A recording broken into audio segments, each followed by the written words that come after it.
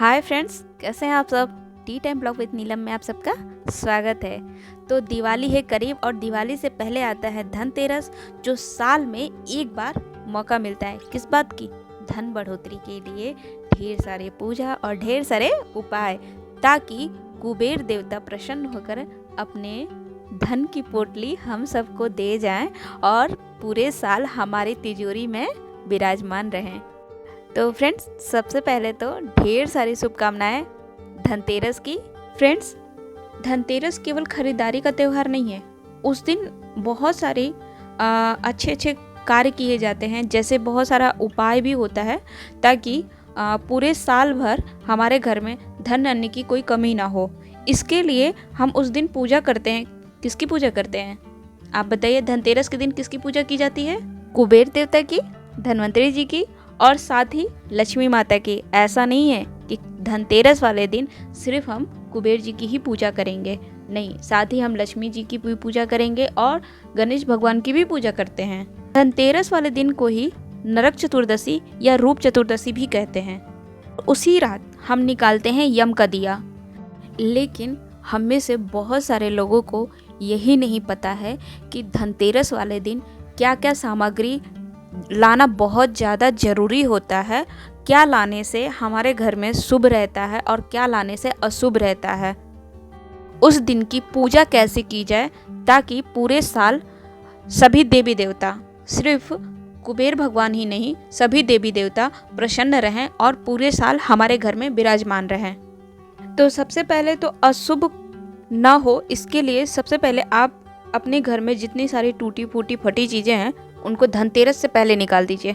दिवाली से पहले नहीं, धनतेरस से ही पहले बाहर कर दीजिए। या तो उनको ठीक करा लीजिए या तो उनको घर से बाहर कर दीजिए। और अब मैं उनकी लिस्ट दे रही हूँ जो धनतेरस वाले दिन लाना है घर में, ठीक है। और एक एक सामान ना बताते हुए मैं वो लिस्ट ही शो कर देती हूँ, ताकि आप लोगों को भी नोट करने में या स्क्रीनशॉट लेके रख लीजिए, आसानी रहेगी। मैं भी अपनी पूजा में इन सारी सामग्री को धनतेरस वाले दिन लेके आती हूँ और उस दिन इन सब की पूजा करती हूँ। और पूजा कैसे करनी है वो भी मैं बताती हूँ आप लोगों को। तो सबसे पहले मैं आप लोगों को सामान की सामग्री आप लोगों को दिखा देती हूँ।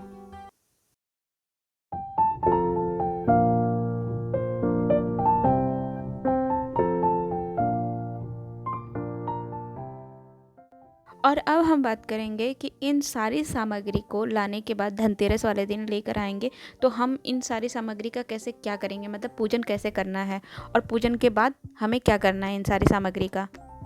तो धनतेरस वाले दिन सबसे पहले आप अपनी जगह को शुद्ध करिए, जो जगह पे पूजा करनी है, और जगह को शुद्ध करने के बाद वहाँ पे चौकी बिछाइए, पूजा वाली चौकी, और लाल कपड़ा बिछाइए। जगह को शुद्ध करिए, गंगा जल से शुद्ध करिए और वहाँ पे अष्टदल बनाइए।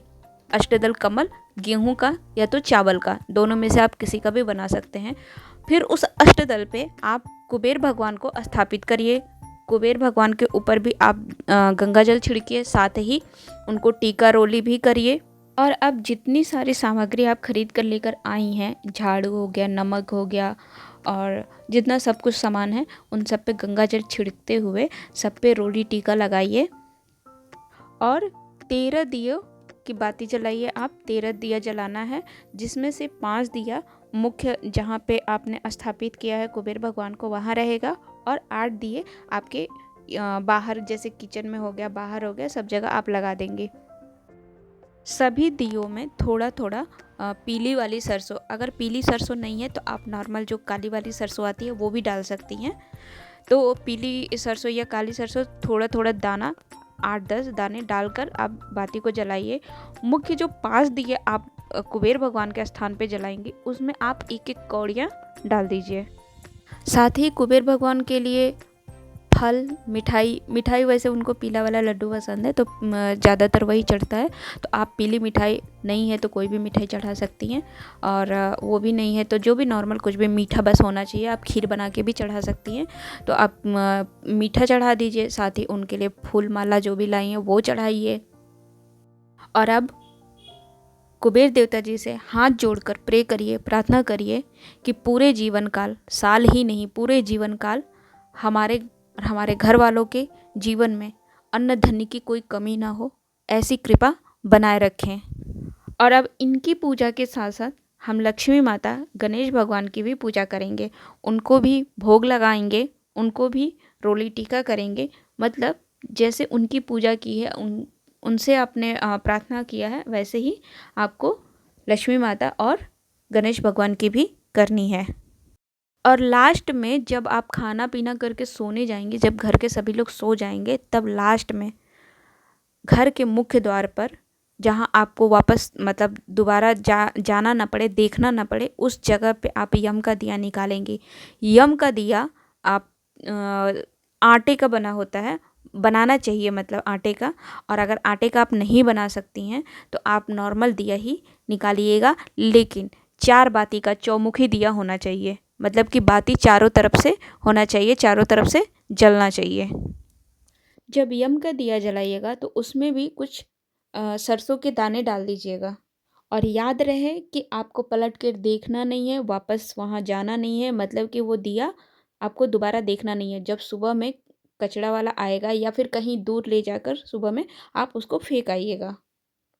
इतना होने के बाद अब आप पूछेंगे कि फिर वो हल्दी की गांठ, साबुत धनिया, पीली सरसों, पीली कौड़िया, गोमती चक्र, लघु नारियल, काला चावल, कमल गट्टा, इन सब का क्या करेंगे? तो फ्रेंड्स, इन सब का हम बनाएंगे धन की पोटली। और धन की पोटली बनेगी कैसे, क्या क्या सामग्री रहेगी और उसमें कितनी मात्रा में सारी चीज़ें रहेंगी, जैसे कौड़िया, शंख हो गया, लघु नारियल हो गया, ये कितना कितना होना चाहिए। तो फ्रेंड्स, अभी अगर मैं इसी वीडियो में सब कुछ बताऊंगी तो वीडियो बहुत लंबी हो जाएगी और आप लोग बोर हो जाएंगे। तो इसके लिए मैं दूसरा नेक्स्ट वीडियो दे रही हूँ आप लोगों को, बहुत जल्दी वो भी पोस्ट कर रही हूँ साथ ही में। तो उसमें सिर्फ स्पेशली मैं धन की पोटली बनेगी कैसे, उसको कैसे रखना है, कैसे पूजा करेंगे, कैसे स्थापित करेंगे, वो भी मैं आप लोगों को बता देती हूँ। अभी आज के लिए इतना ही। वीडियो अगर अच्छी लगी है तो प्लीज़ लाइक करिएगा, सब्सक्राइब करिएगा और फ्रेंड के साथ शेयर ज़रूर करिएगा। तब तक के लिए बाय बाय।